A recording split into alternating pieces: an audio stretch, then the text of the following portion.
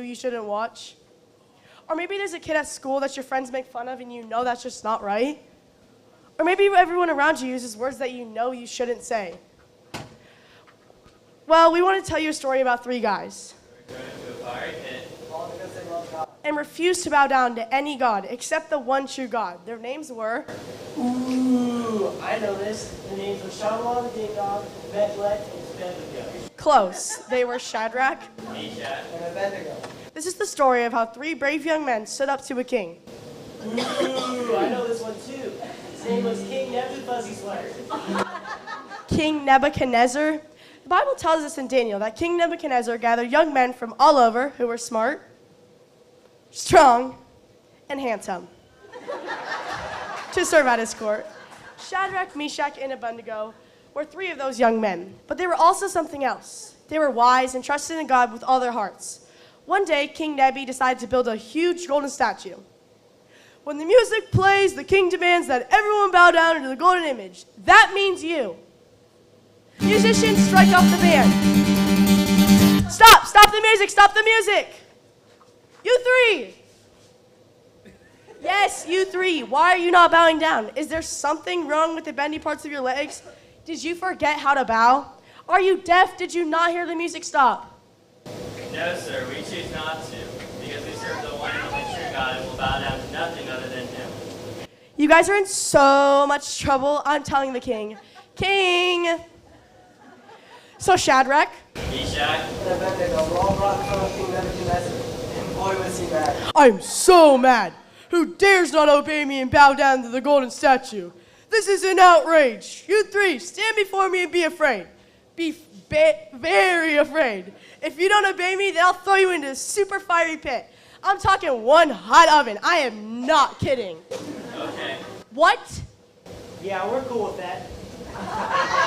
We're cool. Fire pit's hot, and we're cool. King Nebuchadnezzar, no disrespect, but you do not scare us. We will not bow and not afraid of your fiery furnace. Don't test me. I'll do it. I mean it. I'll throw you into the fire and you'll burn up. And boy, are you gonna regret it. Nothing? King, we will not bow. That's it. Away with you. So the king sent Shadrach, Meshach. And Abednego. away to be thrown into the fiery furnace. The king was so mad that he ordered the furnace to be fired up 7 times hotter than normal. He had Shadrach, Meshach. And Abednego. bound up hands and feet. They were thrown into the super hot fiery furnace, completely dressed in their clothes, with their hands and feet bound. The furnace was so hot that the men who threw them in were burned up. Yikes. The king watched on as the 3 brave young men fell into the furnace. What's this? Are you guys seeing this? I know my math isn't that well, but I'm seeing 4 people, and I'm pretty sure I put 3 in there. This isn't right. They're just down there like nothing's happening. Nebuchadnezzar called for the men to come out of the furnace. Once they were out, he examined them to figure out how they were still alive. The Bible says in the book of Daniel that the 3 men were completely unharmed. Their clothes weren't burned at all. Nebuchadnezzar was so amazed that the 3 men were still alive that he knew it must be their God who saved them. He commanded Shadrach, Meshach, and Abednego for sticking to their faith and not bowing down, even though it meant they would pay for their lives. So the next time someone makes fun of you because you choose to follow your faith and not follow the crowd, when you're faced with doing what's right instead of what's easy, when choosing to obey God means you must lose a friend, don't be afraid. Be strong and courageous and know that God loves you and He's right there with you. Just like God was the only one who could save Shadrach, Meshach, and Abednego from the fiery furnace. Jesus is the only one who can save us from our sins today. Will you trust Him?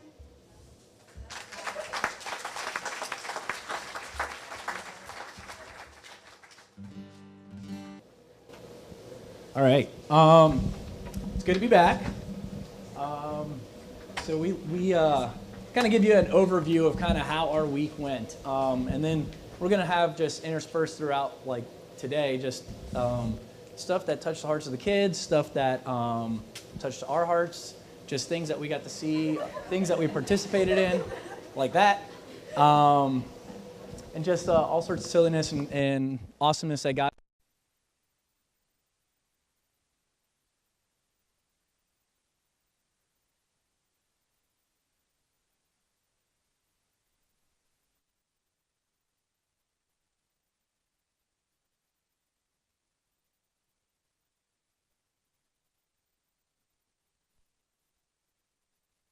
But there was another group there.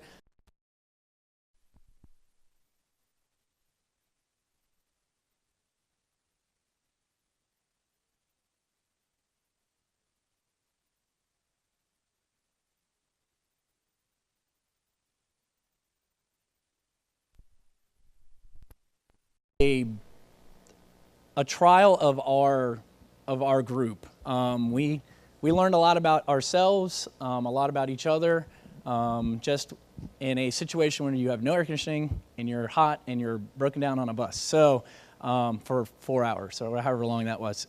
So there was a lot of cool stuff that God was doing through that bus trip, and we got to learn about the missionaries that we were serving with.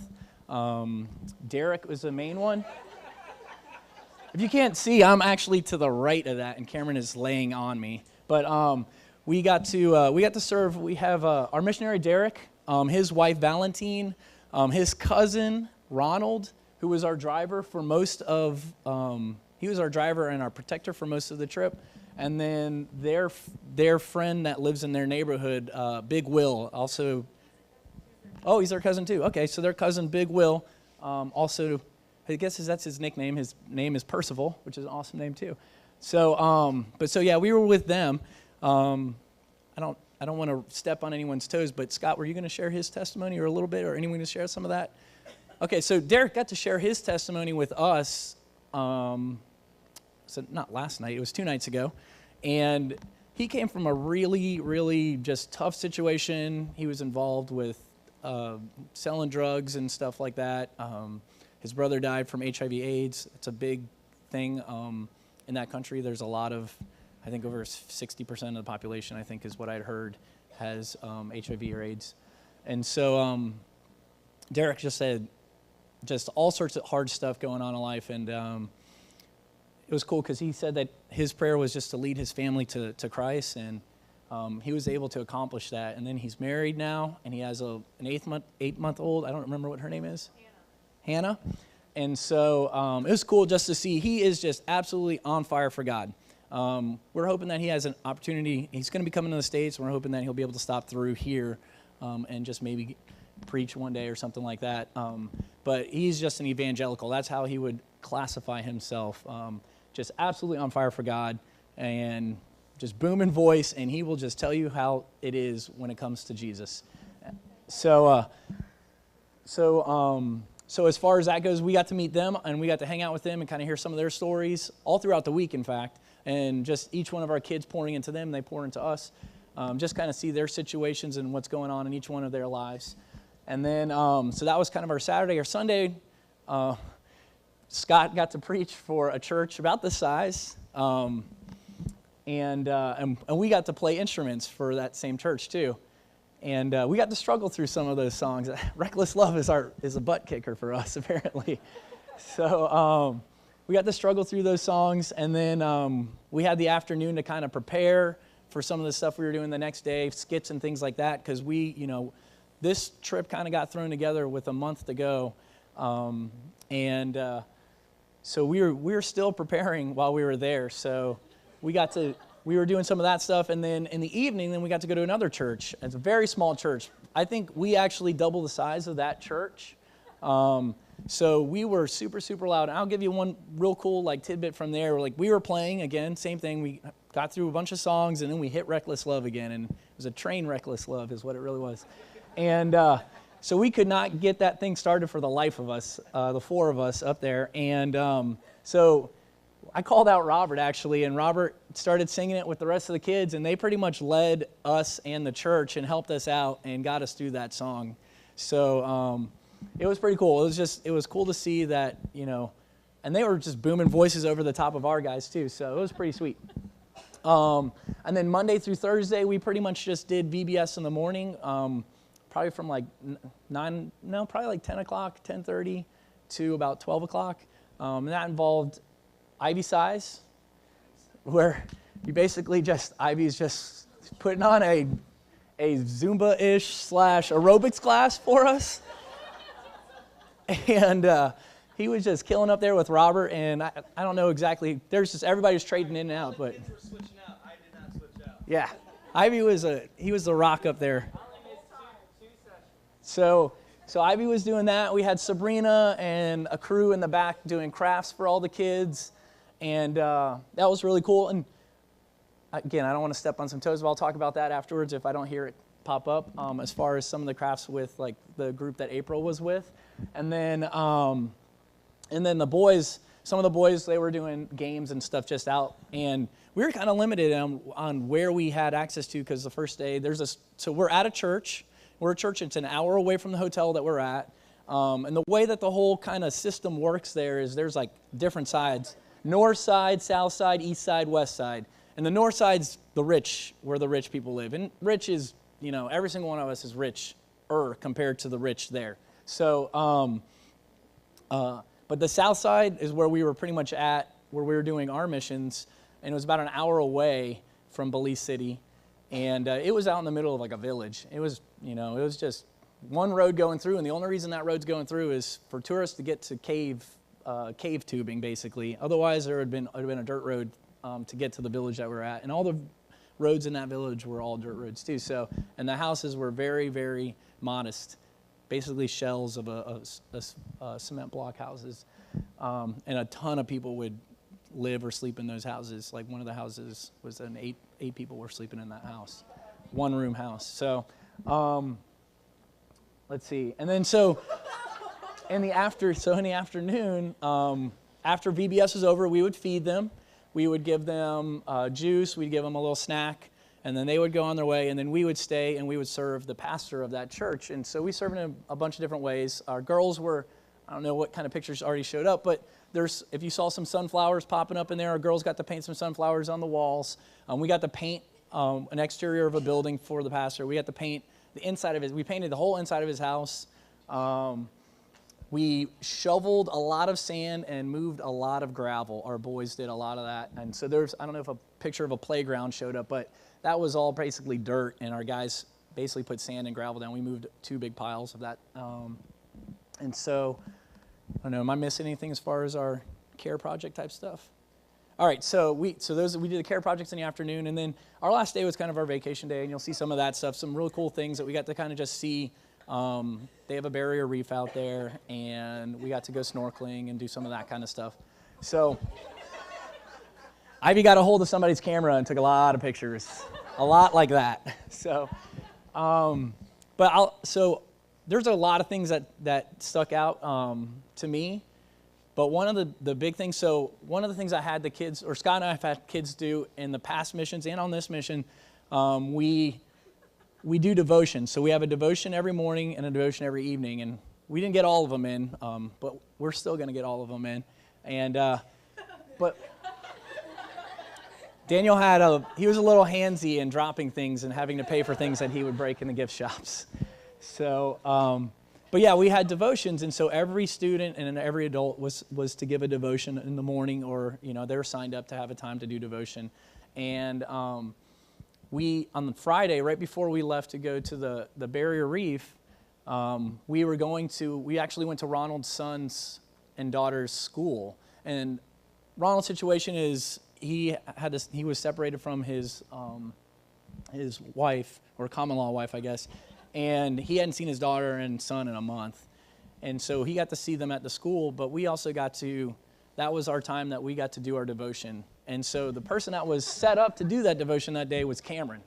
So Cameron was very hesitant, that's a calm way of saying that, to do that devotion. So we were talking to him and trying to encourage him Thursday day through evening, to get him to stand up there and talk. And we told him like 60 kids. It ended up not being, probably more like 30 kids. But it was 30 kids their age, a little bit younger too, but right around their age. And so Cameron, it was cool. Cameron spoke, his devotion was about friendship and kind of just how our friendships all grew through that trip, and just throughout the week. And he gave the Bible verse of the four men on the mat, or the 4 men and their friend on the mat, and they dropping them through the roof. And so it was cool because he got up there and he got to preach that to the kids. And then his friends were also up there too, and they got to all say like their own little part kind of how their friendship has kind of grown and solidified and gotten stronger throughout the week. And that was such a cool moment. I was actually standing in the back and I was talking to Bobby about it. And that really touched my heart just to hear Cameron up there. And I know he said he was like super, super nervous, but he looked so calm, cool, and collect. It was awesome. It was awesome to hear him talk about God to these kids that need to hear about God.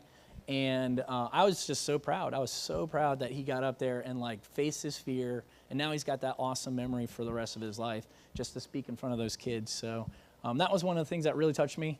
I know that there's a bunch. So I think, Nikki, you were next to share. Hi. I don't know if most of you know me, but my name is Nikki, and I was really blessed to be able to go on this trip with all of these beautiful people. And the one thing that really touched my heart was, I think, Thursday. After our VBS, we went around. Was that Thursday? Yeah, we went around to different houses in the village, and we brought them all a bag of clothes, and we would pray for them and talk to them, and they would show us their home. But what really touched my heart was just how inviting they were, and how loving they were. They lived in little shacks basically with a family of 8. And they would just invite all of these strange white people into their house like it was nothing. And like we were family. And we went into this lady's house and we prayed for her, and the love she showed us was crazy. I feel like they served me more than I served them. And after, she had all these sugar canes and she gave us one.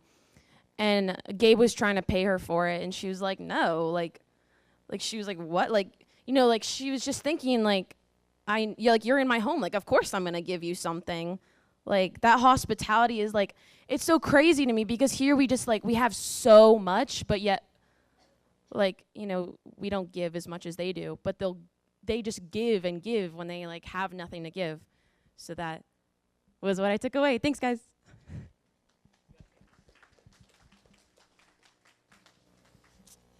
Hello. I don't remember what day it was, but on our way back from VBS, it was me, Gabe, and Ivy. I don't know about the rest of the van, but we were talking to Ronald, which is Derek's cousin, and he was kind of our chauffeur, and he drove us places. But he opened up to us and told us his story and where he came from, and it was really cool because we kept growing our relationships with Ronald and Big Will, and Ronald opened up and he said he's sleeping in a house with 8 people, I think, on the floor, and if on the couch if he was lucky. But even though he was doing all that, he would still wake up early, be on time for us, and he was content about it. He said, I don't really know what I'm going to do. He wants to make a business in Belize, and he's trying to come to the U.S. to get that business started. But the fact that he would sleep on the floor, and then he was so content about it, and he still trusted God, and his faith was strong, that he was just I don't know what I'm going to do, but I trust in God, and he's going to get me through this. And he had just gotten out of a bad relationship, and he couldn't see his kids as much. But I think it was the night Derek shared his testimony, we had a picture of his daughter because we visited their school. And Ivy printed out a picture of his daughter, and he was just he was so excited that he had that photo, and that just really touched my heart. So, thank you. Hey guys. So Cameron actually talked about what Nikki had said, or I don't remember which one it says, about friendship in the church with all the kids, and it really just reflected on our whole entire trip. Friendships just throughout this whole entire group. it just grew, and I'll talk about that, especially with the kids in the church that we helped with. But so the first day, we're on our way to go to we got to the church to go check out like what we're gonna be doing all week, helping with the kids, and we rode a school bus there. So on the way back, it was a good ride on the way back for about how many miles would you say? 5 miles. Okay, it was pretty good. I mean, it was a little bumpy because the roads are very bumpy there, but then it just stops. The car stops, of course, but like right next to where like the cops are and stuff. And so we're like, what is happening? So all of the leaders get out and they check what's happening, and we're like, oh gosh, like please. And we're all praying like, oh my gosh, we need to get home. Like we needed sleep. We're all like really hungry, and we are just exhausted right now because of the heat. We're in a school bus, so the only air you really have is through these windows, and we're stopped on the side, and they're helping it. They're getting it, and they're up in the front, and we got Ronald and all them helping, and we finally get it for about how many more miles would you say? Half a mile. Okay, and we're like, oh my gosh, it stopped again.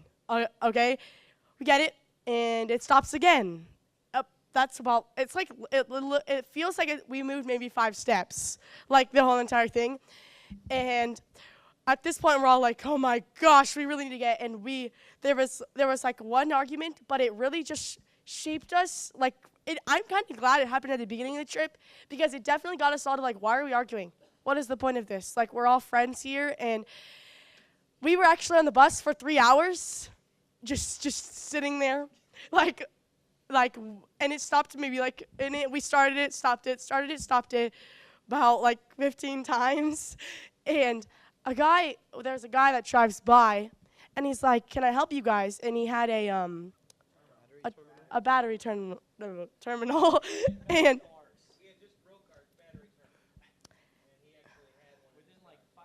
so yeah, this was right after we prayed, and then he just comes, and we're like, wow, like God really did this. And so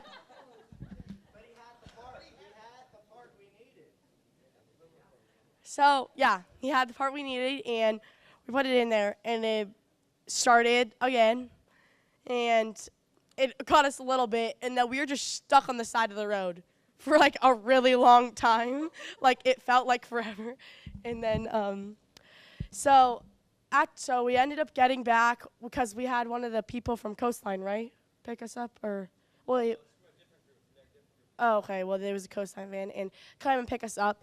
We got to the hotel, and then 2 days later, and so now I have another story. We went to the church, or where we were teaching the kids and stuff, and I just really connected with these kids. It was like they looked up to you like you were their family, and like it was just amazing. They look up, like I actually got to be the group leader because it was separated by groups, like red, yellow, and blue. And I was the blue group, which was all girls. So, and they were the group leaders for the red, which was all boys. And I got the girls, we got a chant, and there was a little chant off between the girls and the boys at the end. And it just got all of them just smiling, and they were just so extremely happy.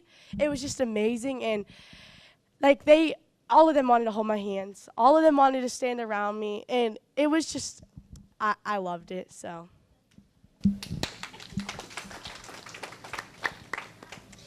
So one kind of cool takeaway I got from the trip was how excited and grateful most of the kids were to play the games, because I was in charge or helping with all the games during the trip. And it was really cool they were excited for simple things, like we played red light, green light one day, and they were so excited to play that. So I thought that was really cool. Okay.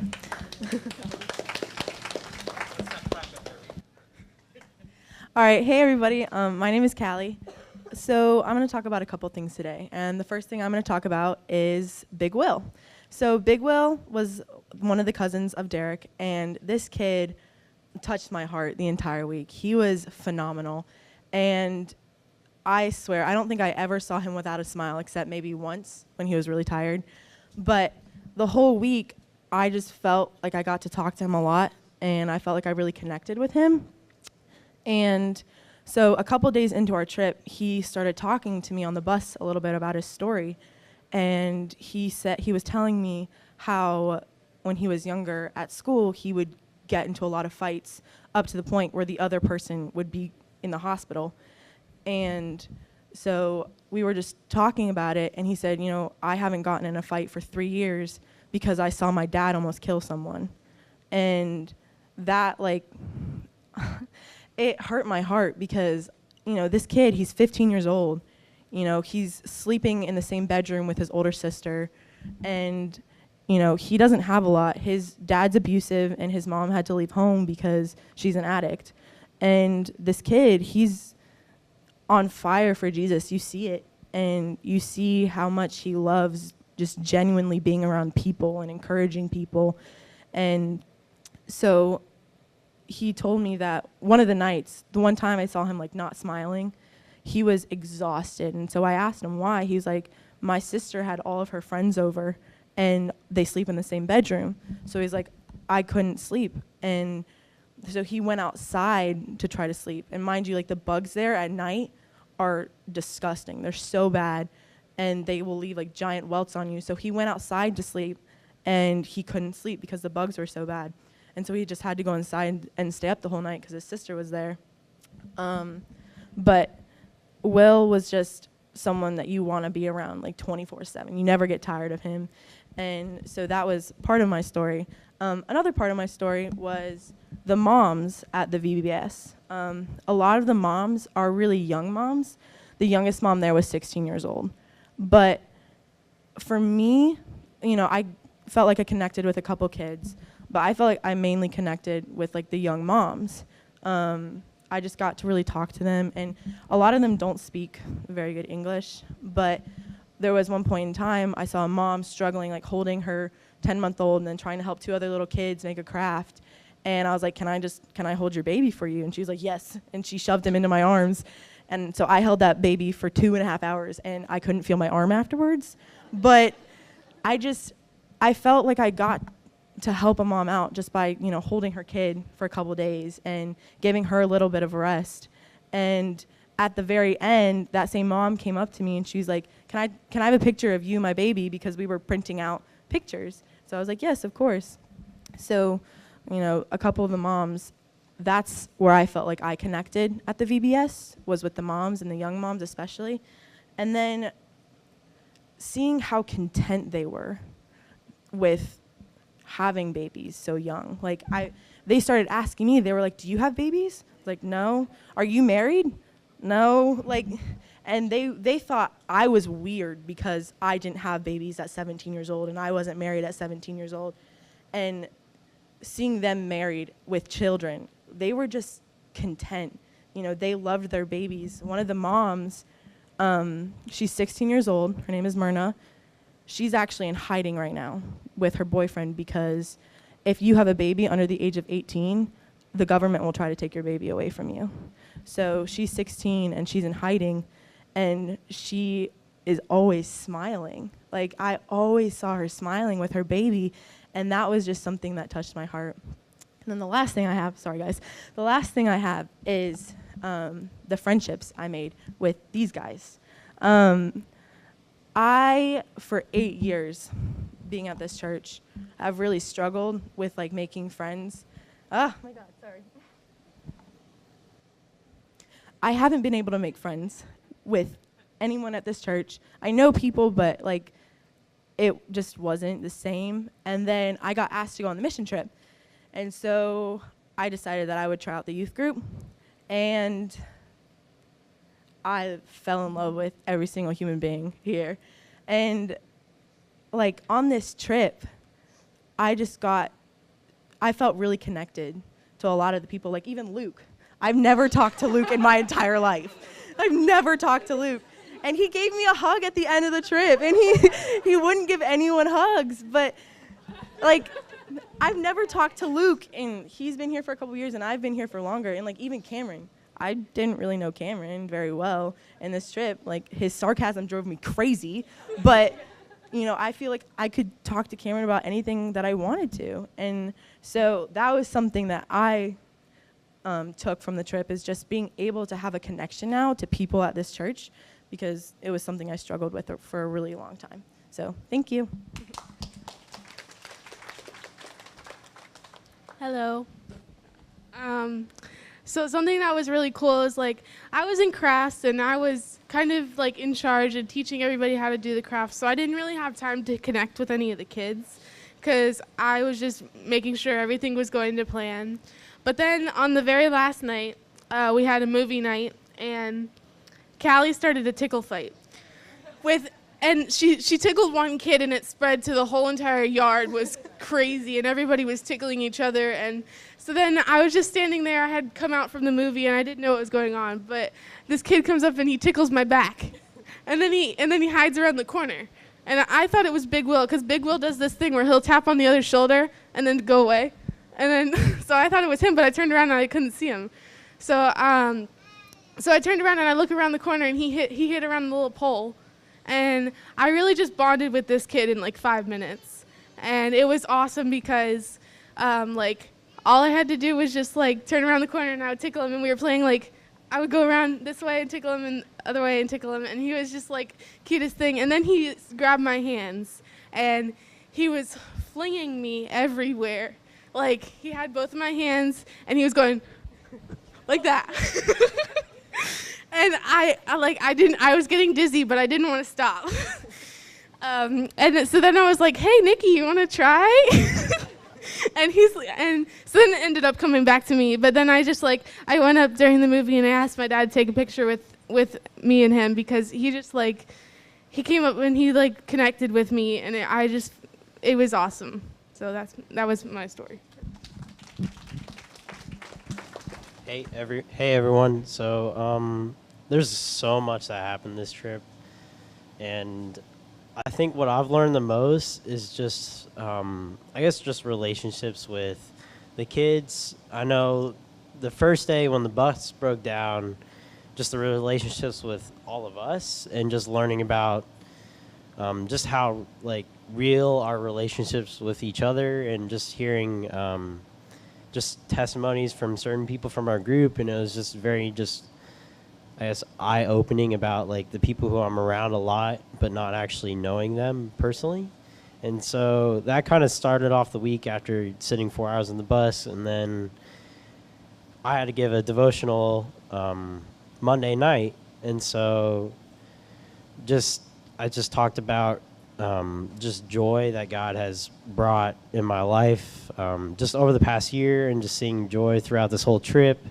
Even though we were stuck for 4 hours in the bus, just sitting in the middle of nowhere, it's 90 plus degrees out, mosquitoes are coming out, it was very hot. It just wasn't bad. It was actually, if I could go back, I wouldn't change a second of it. And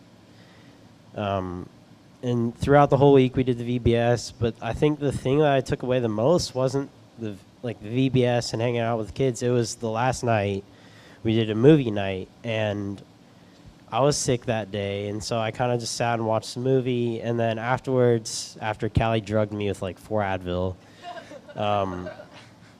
I woke up from my sleep, and I went outside, and I saw her playing tickle fight with 5 kids. I'm like, I'm going to join in on this. So me and Cameron joined in on this, and then next thing you know, for the next 45 minutes, there's probably 30 kids running around, grabbing onto you, pulling on you. You're running around, chasing kids. It was just crazy, and just seeing, their faces and their smiles and just how happy they were. And then you see their homes, and it's really just cement and a metal roof. That's really what their homes are. And it was just very eye-opening just to see that everyone there was smiling. It didn't matter what they had. It didn't matter what situation there is. They were just always smiling, and they tried. And even the last night, they tried to show their best for us, because I noticed one thing the last night is that they all dressed in their nicest clothes that they had for us. And then another just small takeaway I took away is I was in charge of the games with all the other guys, and so all our games that we planned before were for like older kids, like 14, 15, 16-year-olds. But most of the kids were probably like 10, 11. So we didn't really have a big field the first 2 days, so we kind of just had to think off the fly. And I thought the games are going to be boring, like just thinking off, but they really enjoyed it. They enjoyed the simplest games, and I was kind of just worried about what are we going to do for the girls, because I know guys are fine with like running around, but it turns out to find that I found the girls were more competitive than the guys, actually, and they're more into the games than the guys. And I was like, that was just surprised me. Like because sometimes here, you know, like in school, like all the guys take over, like sometimes the girls sit off the side. No, the girls were going at it. And so it's just really cool just to see that everyone just enjoyed everything. And I got to be around an amazing group of people. So thank you, everyone, for just praying for us.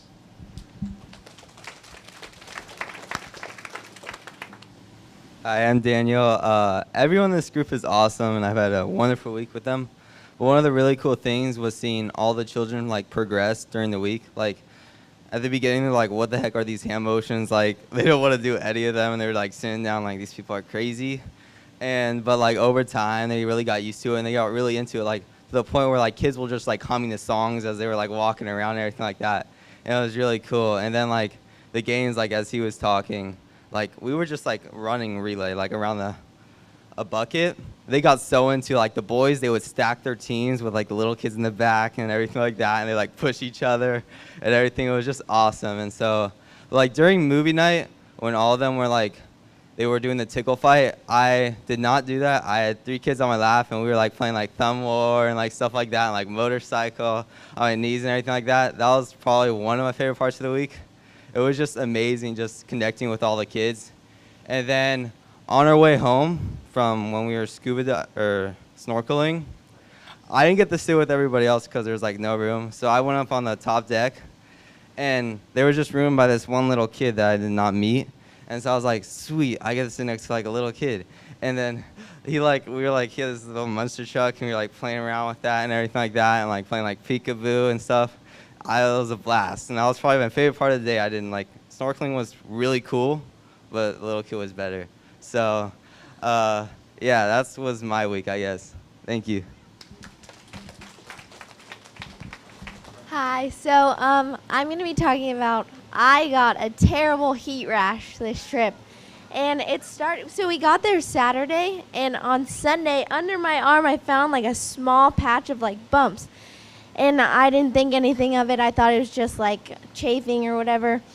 And we went to church, and it had started going down both my arms. It went up my neck and onto my face and also my ears. And it itched so bad. And I got so discouraged that day. Like, as soon as church was done, I just started bawling. I was like, I took all this medicine, like, I took all the precautions of not getting sick, and here I am stuck with a heat rash. Like, why did this happen?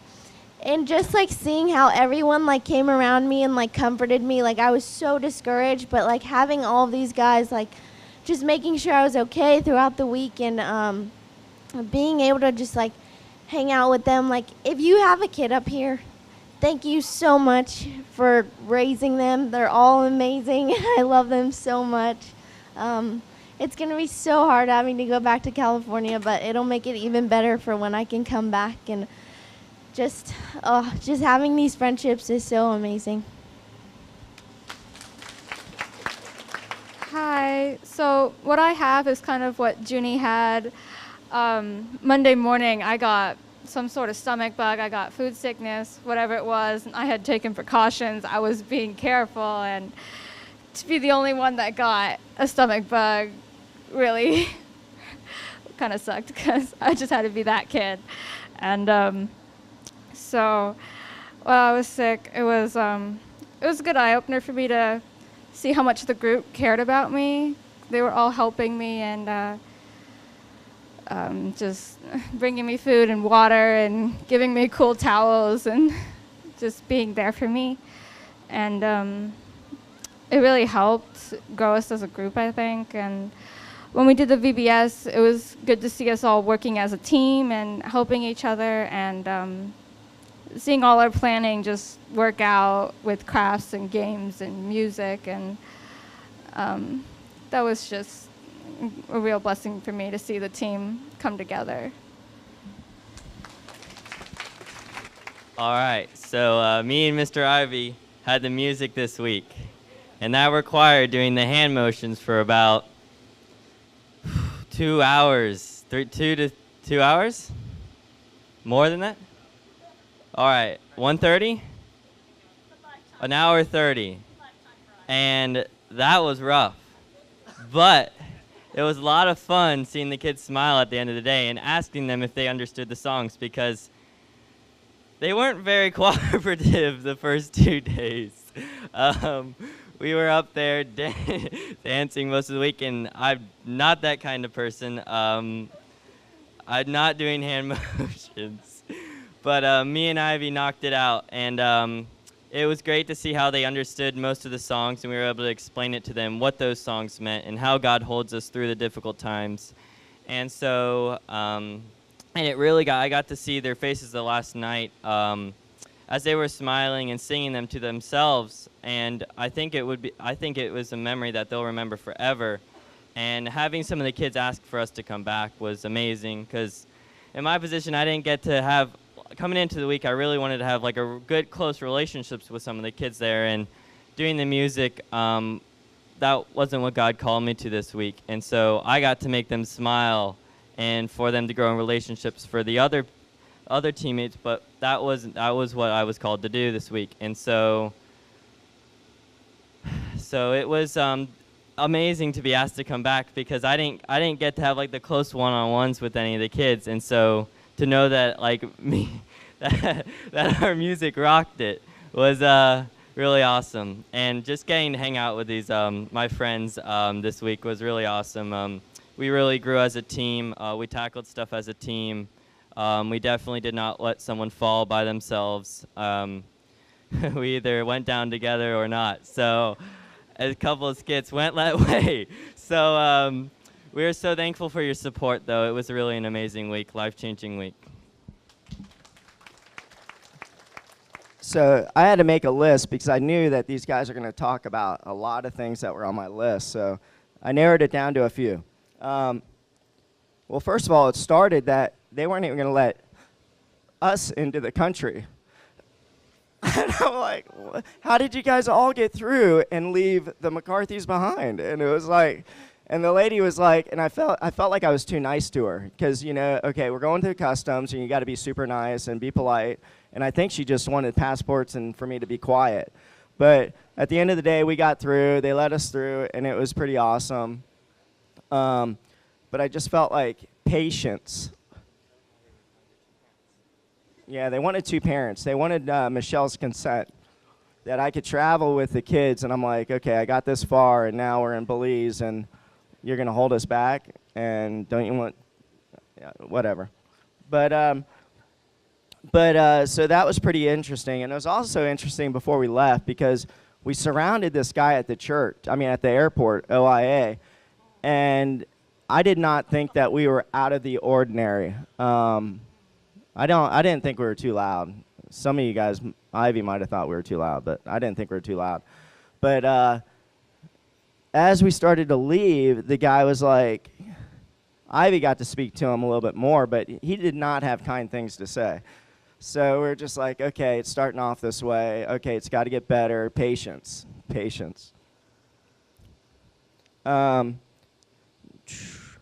Derek is amazing. So where's Steve Hill at? Oh, okay. Goat. So Steve and I had the boys from 15 and above. And we were like, okay, we got to get these guys, the boys, together. So we ended up giving them a name. They were the Red Rangers. 5 and up. Red Rangers. And we did have a good time. At first, it was the first couple days, the trust was not there. And And I'll tell you, these 7-year-olds, if they get upset with each other, it's straight out fights. It's like knuckles. There was a couple times where Steve and I had to pull a couple of them, separate them, but it was like fist to face. It was like, hey, I have to survive for myself here. So there again, patience.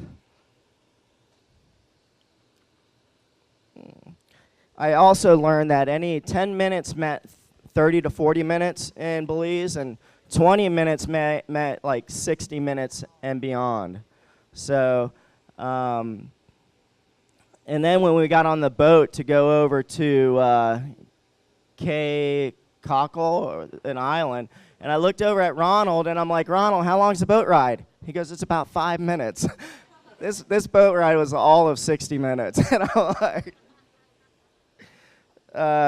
amazing people. Derek, we definitely as a church need to, I think, figure out how to bring him here. But then again, the boat ride was patience. So we were in charge of, Steve and I took a lead on the playground, moving a big, huge wood pile. And they said our trash is their treasure.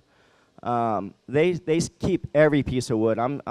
If it's a little cleat, they're saving it. And I'm like, where's your fire pile? You know, let's get a fire going. But during that process, I felt like we were taking apart their roach hotel and their ant condo. I mean, these roaches were just so big. They could have moved the pile for us. And we were just, everyone held together, and they were just, no one wigged out or screamed, and except there was one spider moment, but I wasn't a part of that. But even when we were in there painting their floor, it's all concrete. There's nothing smooth about it.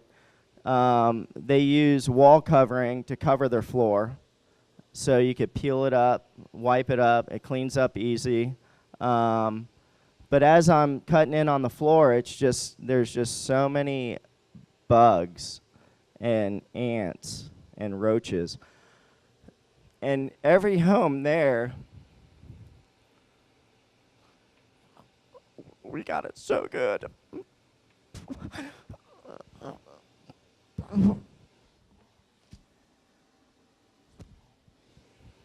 There's nothing water or airtight about their homes. And no AC.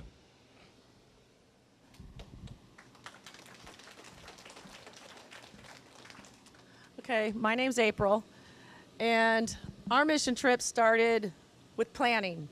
So before we even left the U.S., just watching these kids, like I kind of got brought into this like the last month. It was a blessing in disguise. I kind of saw Jim and Beth at Walmart, and they're like, oh, you're free, no kids. I'm like, no kids. I got like 30 minutes. They're with their friends. And they're like, we need a female leader, you know, pray about us finding someone to help with the girls. And I'm like, I can go. So she's like, okay, tomorrow, go to the meeting. And so I kind of got into this, and it was something I really wanted to do, but I was like, I wasn't asked. I'm not doing this. So that was kind of a blessing already. And then watching these kids, those 4 weeks, I think it was 4 weeks that I watched them as they planned and getting together the skits. Let's get together our games. Okay, and planning this thing out. That's where it all started. The bus ride, you know, the bus ride when it broke down. Listening to these, also like before we left, listening to these kids' testimonies. You know, they opened up and they broke the walls down and told us things that really, that built them and made them who they are. But ultimately, we usually get broke down before God's there to lift us up.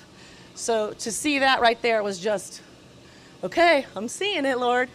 So we get on the trip, the airport ride. You know, I'm staying beside the guy that was staying there, and I think that we all kind of assumed that he would go to the airport and that was his home, like he had his home in the airport. So he says to me as we leave, "Good riddance." I'm like, "Thank you."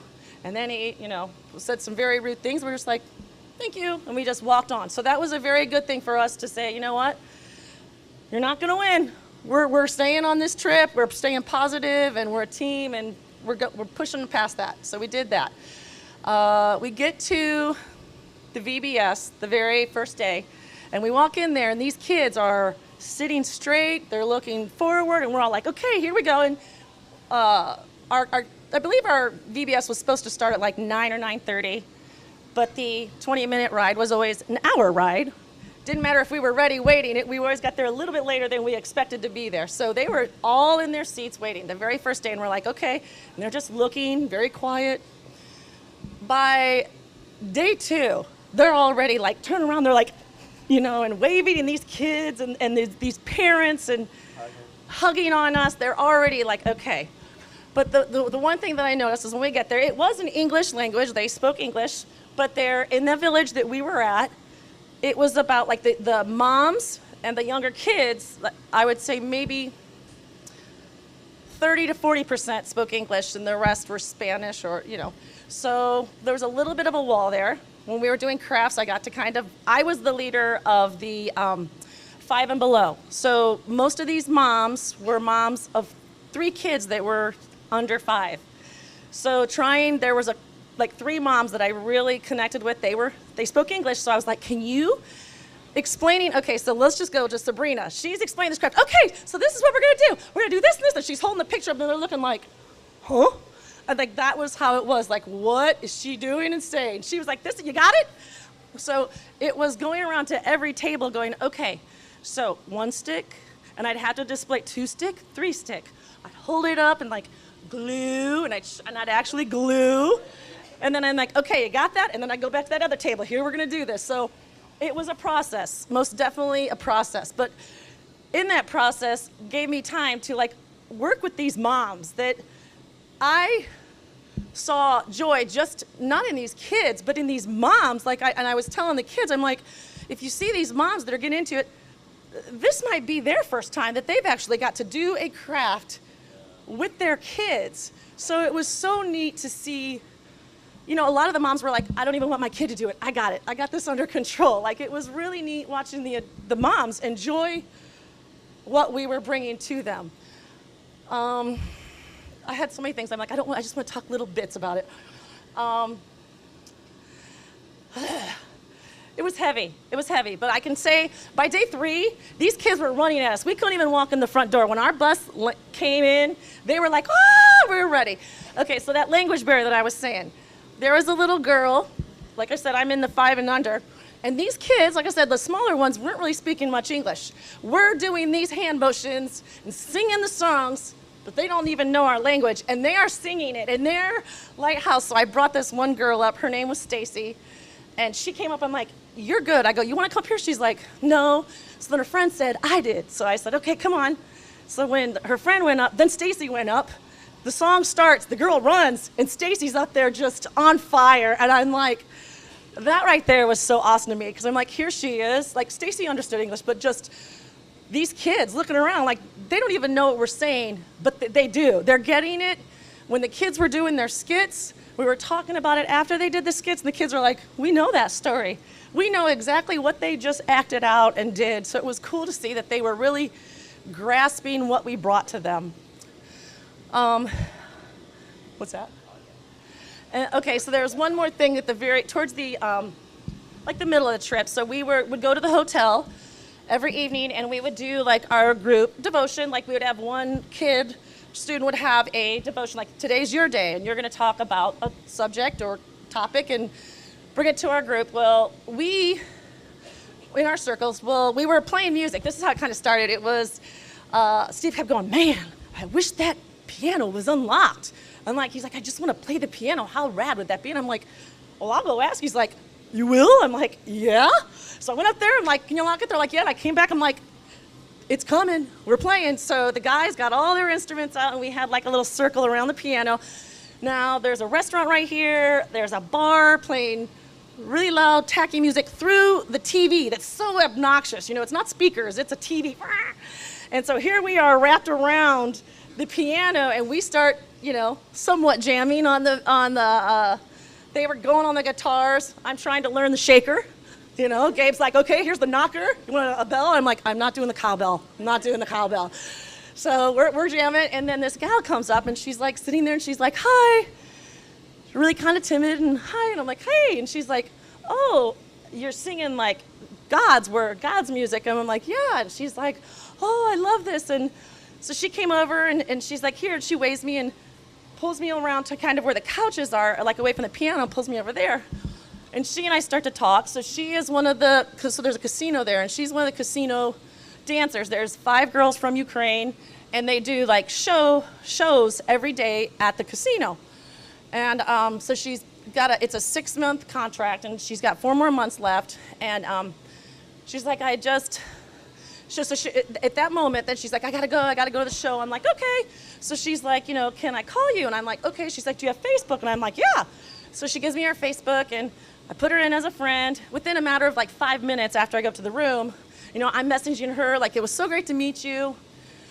And she had said, like, oh, I said, so, are you a believer? Or how, what are you doing here in Belize? Like, are you going to a church? And she's like, I used to be in Ukraine. I was missionary, and I would do God's work. And, I know that God never left me, but I haven't really done much. And you could see her reaching, like, I want some of that. So, I send her a couple verses, and then she and I continue to kind of message throughout the day. And then we left in the morning, and we come back, and I said, come back the next day. I'm messaging her.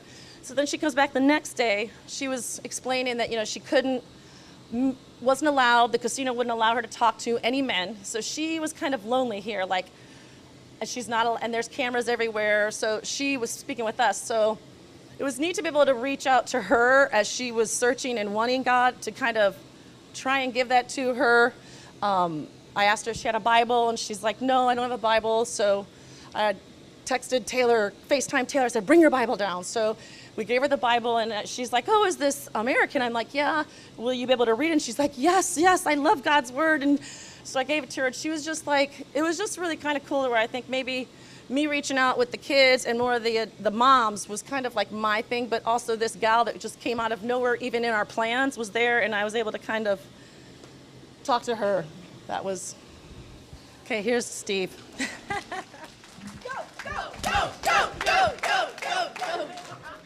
Okay. Just real quick, when we're planning this, I'm telling people at work, and we're talking to family and stuff that, hey, we're going on a mission trip. The biggest thing was, well, what's your mission? What are you doing? Well, we're going to do a VBS for a church, and we're going to do some paint and repair and things like that. And that was our mission. And that was a lot of the focus going into it. But one of the things that I noticed through this is everywhere we went, we were just sharing God, and even just buying 5 bicycles from a store that might not sell 5 bicycles in a month or 6 months, and meeting people in the lobby at the hotel. And there was just a mission work going on all the time.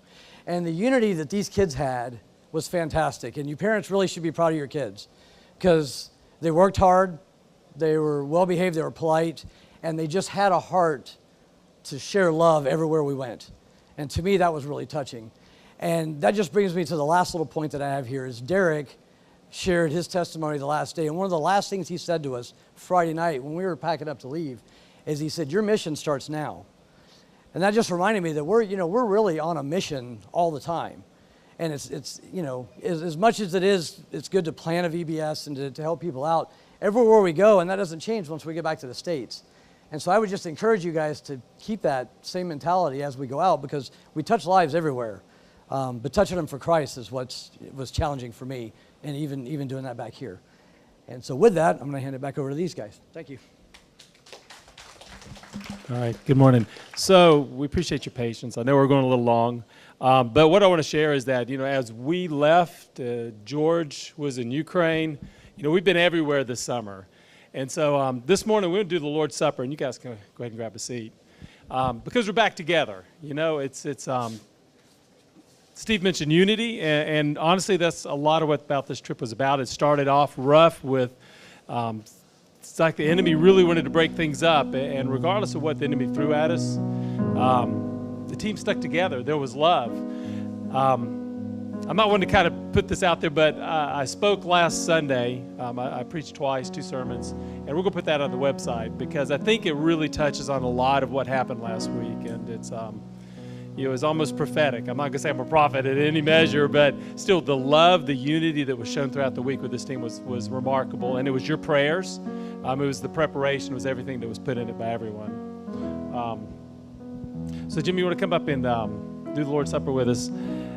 I do have something that came from Derek, and I just want to share what Derek's words was. He wanted to brag on Jim. He's talked to a lot of pastors over the years, but he's never had one call ahead of time and just really check and make sure his team was going to be safe. He asked him a ton of questions, a lot of hard questions. And Derek, the pastor down there, was really amazed by his love for his team and for his church. And so Jim, he gave us a plaque. He said he wants you to put this on his desk to remember to pray for his people in Belize. But he says you guys have an amazing pastor, and you're really blessed to have him. So I'm going to give that to you from Derek. So let me